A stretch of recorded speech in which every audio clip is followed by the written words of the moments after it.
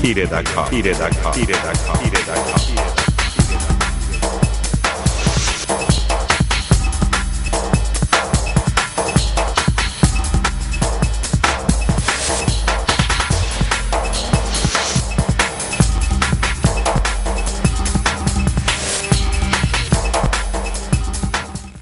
2001 সালে 1 অক্টোবর যে নির্বাচন হয়েছে 1 অক্টোবর 4 তারিখ সকাল আনুমানিক 10টা। আমার ওই জায়গায় আমার একার না, ওর ওই 2টা জায়গায় বেশি হামলা করছে। একটা হইলে ওই যে বিকু কাজীর ওই যে ছবি ফিস মাছ কোম্পানি ওইখানে, আর আমার 1 নম্বর কাস্টম গার্ড। আমার 1 নম্বর কাস্টম গার্ডে 9টা অফিস ভাঙচুর করে একদম মেসাকার করে দিচ্ছে। 1 অক্টোবর নির্বাচনের পরে মানে যার মতো যে অফিস করতেছে, আমরা কাজ করতেছি আমাকে নিজের মতো করে, এর ভিতরে অতর্কিতভাবে চারিদিক থেকে মানে ঘেরাও করে ফেলাইছে এমনভাবে যে কেউ কিছু বুঝতে ওঠার আগেই মোটামুটি মানে সবাই রাতে দাও, তারপরে রাইফেল টাইফেল এইসব অনেক কিছু ছিল আর কি। দেই আমার বাইরে মারতেছে সবাই দাবড়াই ওই দাবরের সাথে আমি যে নদীতে লাফ দিয়া। আমার একটা বাইক না, একটা বাইরা জামাইয়ের ওই মাথার পরে ওই পিস্তল দিয়ে বাড়ি মারছে, বুঝছেন? বাড়ি মারলে পিস্তল দিয়ে আর একটা কাঠ দিয়ে বাড়ি মারলে ওর জায়গায় পটিয়ে গেছে, বুঝছেন? ওর মাথা একদম ইয়ে গেছে। আর একটা বাইক না ওই অবস্থা দেখে দৌড়ে দিয়ে নদীতে পড়ছে। নদীতে পড়লেই আপনার ওই সেই নদীতে দৌড়ে নদীতে ফেলাই কোফানোর পর আমরা মনে করছি মারা গেছে, বুঝছেন? আমি তো ওই ভিতরে ঢুকে স্পিড বেরিয়ে ভিতরে ঢুকে ওই ভিতরে বেরিয়ে গেছি, সবাই মনে করছে যে মারা গেছে। আমার কাছে খবর গেল যে ডাকিতে নদীতে ফেলাই কোপাইছে, ও মনে হয় মারা গেছে, বুঝছেন? নদীতে পড়ার পরে ওরা টলার নিয়ে যাইয়া মোটামুটি মাথায় 2টা কোপ দিয়েছে, ডানে পড়ছে একটা, হাতের উপর হাত দিয়ে ঠেয়েছি, হাতে ওটা দাগ রয়েছে বুঝছে। ঠেয়ানোর পরে ওর পর আমার উড়ে নিয়েছে কিনারে আনার পরে অনেকভাবে মারছে, মানে নির্যাতন ফেলায় যে কঠিন করে। এরা ছিল মেলা লোক, মোটামুটি 200-250 লোকের মতো ছিল।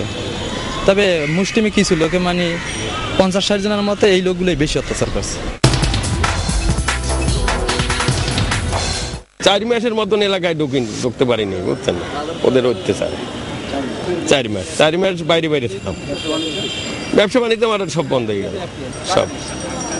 বিএনপির ওই যে লোকজন সব ওই যে ওইখানে টোটাল বিএনপি একটা প্যাক্টই আমার পরে এই হামলাটা করছে, বুঝছেন?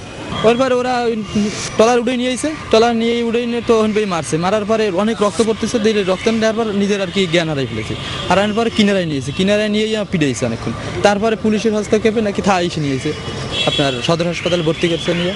ওর পরে জ্ঞান ফেরার পরে ওরা আবার ওই সেই হাসপাতাল যে হুমকি দামকি দিচ্ছে, তার হাসপাতাল দিয়ে পলাইয়া লাস্টে বাড়ি চলে গেছে গ্রামেতে আপনার। তারপরে আবার এই জায়গায় তারপরে আবার ওইরকম মানে দাবড়াদাবি করতেছে। তারপরে 3 বছর যাই ঢাকায় ছিলাম পলাই। সে সময় আমাদের যা বুঝছেন, আমাদের টেলিফোন টিভি মিমি ওই অফিসে যা কিছু ছিল সে তো বিশাল অ্যামাউন্টের ক্ষতি হয়ে গেছে আমার। 9টা অফিসে তা প্রায় 10-15 লাখ টাকার ক্ষতি হয়েছে আমাদের। সব এই মাথায় একটা কোপ দিয়েছে, এই জায়গায় এই রানে একটা দিয়েছে, এই হাতে পড়ছে, তারপরে এই জায়গায় আছে 2 রানে একটা, মোটামুটি 6টা কোপ পড়ছে। সেলাই হয়েছিল আপনার মাথায় ছিল 16টা, রানে ছিল 4টা, হাতে তো সেলাই লাগে না, এটা এমনি ব্যান্ডেজ করেছিল। আমি তো ওইখানে আওয়ামী লীগ করি, আমার অফারটা কিন্তু আপনি এই খুলনায় আইছেন তো, আপনারা ওই এলাকায় যাই জানবেন যে সত্তার খলিফে 2096-তে আওয়ামী লীগ ক্ষমতা হয়েছে 2001 সাল পর্যন্ত। কোনো রকম কারো কাছে 10 টাকা চান্দা বা কোনো একটা পয়সা বা কারো পরে অন্যায় অত্যাচার যদি করিয়ে থাকি, আমি বলছি আমার সব দিয়ে চলে যাব। আমার কারণ একটাই অপরাধ, আমি আওয়ামী লীগ করি, এইটা হইলে আমার অপরাধ আওয়ামী লীগ করি। আর সত্তার খলিফে আমার মামা, এই হলো আমার অপরাধ। সে আওয়ামী লীগের সেক্রেটারি, এই অপরাধের ভিতরে এই আমার। ওই আমার একটা বাইক নিয়ে ছাত্র দলের ওই এটা সাগর 4 বার মারছে। ওই আমাদের কন্ডাকশন কারিগরি স্কুল আছে, ওই স্কুলের ভিতরে ঢুকে 4 বার মারছে। সে সাগর তো কাস্টম গার্ড রীতিমতন রয়েছে, আমরা তো তাদের তুই হেঁটেও বলিনি। আর বিশেষ কথা হয়েছে আমার নেত্রীর নির্দেশ আছে যে নির্বাচন জয়লাভ করার পর বিজয় মিছিলও করা যাবে না। গেল খালেক সাহেব আছে, সেও বলছে যে কোনো কিছু করলে এর পড়ছে আমি দেবো না। অর্থাৎ কোনো মামলা খাও তোমরা, কোনো ঝামেলা যারা এর কিছু আমি এর দায়িত্ব আমি নেব না, তোমারটা তুমি নেবা। ওই কারণবশত তার নিজের চিন্তা করলাম যে আর ব্যবসা বাণিজ্য করি, এই ফাও ঝামেলা জড়ানোই বোকামি। মাঝে মাঝে বলি যে দেখ তোরা মারছিস, আমরা মারি না, এইটা শেখার আছে। তুই আমার মারছিস, তুই কি পাইছিস দেখাই দে আমারে। ওরা কয় আমি কিছু পাইনি, তাই মারলি কেন আমারে?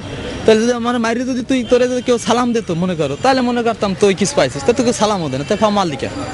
উত্তর নাই কেন। আমার চাওয়াটা হচ্ছে যে আমার পরে যে অন্যায় অত্যাচার নির্যাতন যেটা হয়েছে এইটার আমি সুষ্ঠু বিচার চাই, যারা দোষী তারা সাজা পাবে।